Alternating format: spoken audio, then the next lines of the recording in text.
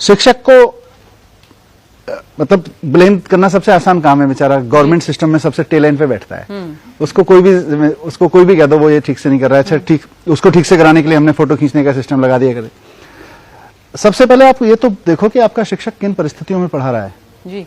आपने उस गांव के स्कूल में या कहीं भी, सरकारी स्कूल के बच्चे पढ़ते नहीं है, सरकारी स्कूल में मास्टर साहब पढ़ाते नहीं है, यही सब बातें आपको बिहार में सुनने को मिलेंगे।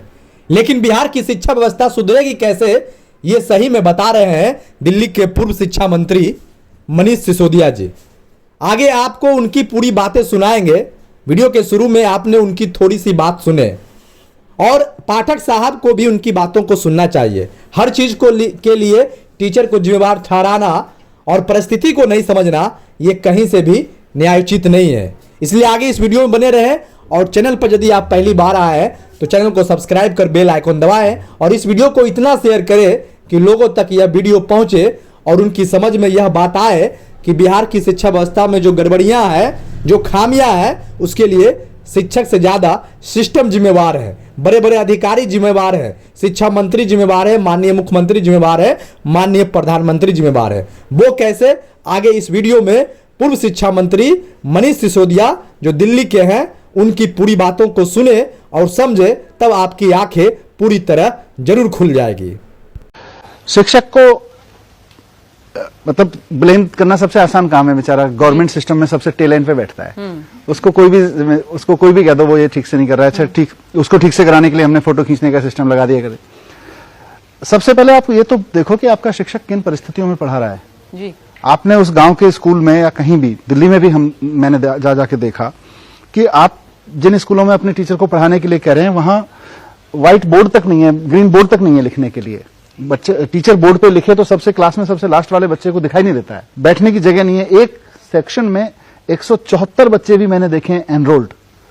फिर आप उस शिक्षक को कहोगे आप सेल्फी खींच के भेज, कहां से खींच के भेजेगा? मुझे लगता है बाईपासिंग द रेस्पॉन्सिबिलिटी है कि मैं रेस्पॉन्सिबिलिटी नहीं लूंगा, मैं सारी रेस्पॉन्सिबिलिटी टीचर के ऊपर डाल देता हूं और उसको बोलूंगा सेल्फी खींच के भेज दिया कर। मैं इस देश में एजुकेशन की सबसे बड़ी त्रासदी यह है कि एजुकेशन के बारे में डिसीजन लेने वाले 3 सबसे बड़े लोग, शिक्षा मंत्री जो मैं खुद को लेता हूं, शिक्षा सचिव और शिक्षा निदेशक, इन तीनों का एजुकेशन से कोई लेना देना नहीं होता। बाई चांस किसी का हो जाए तो अलग बात है, संयोग से। लेकिन शिक्षा मंत्री कौन बनता है? वो आदमी बनता है जो चुनाव जीत के आ जाता है, जिसने खुद भी पढ़ा ना हो तब भी वो शिक्षा मंत्री बन सकता है। कोई क्वालिफिकेशन नहीं है कि आपका एजुकेशन से जुड़ा हुआ आना, आपका एजुकेशन की समझ होना, अनुभव होना जरूरी है। कोई भी आदमी शिक्षा मंत्री बन सकता है। शिक्षा सचिव कौन बन सकता है, निदेशक कौन बन सकता है?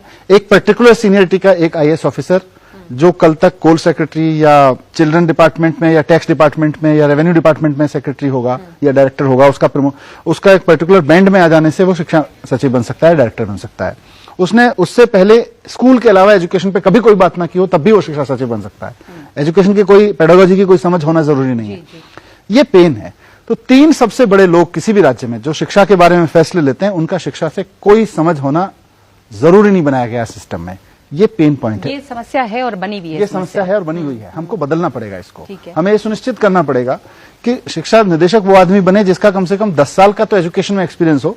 हमें ये सुनिश्चित करना पड़ेगा कि एजुकेशन सेक्रेटरी ऐसा आदमी बने जिसका एजुकेशन से कुछ लेना देना तो हो। शिक्षा मंत्री भी कम से कम ऐसा आदमी बने जो पढ़ा लिखा तो हो।